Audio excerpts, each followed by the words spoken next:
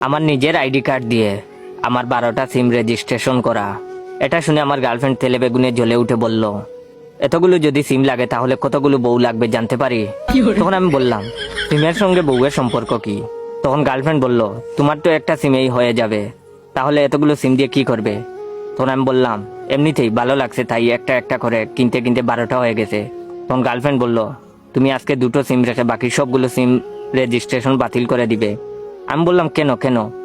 তখন সে বলল, আমি বলছি তাই, না হলে কিন্তু তোমার সঙ্গে আমার সারা জীবনের জন্য ব্রেকআপ। তখন আমার গার্লফ্রেন্ড সাদিয়া রাগ করে চলে গেল।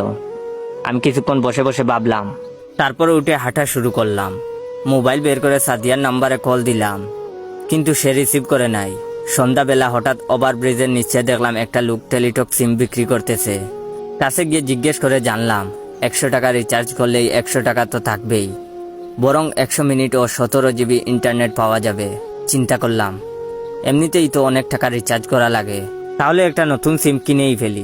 সঙ্গে সঙ্গে পকেট থেকে ন্যাশনাল আইডি কার্ড বের করে সিম কিনে ফেললাম। মোবাইল সিম সেট করে সাদিয়ার কাছে কল দিলাম।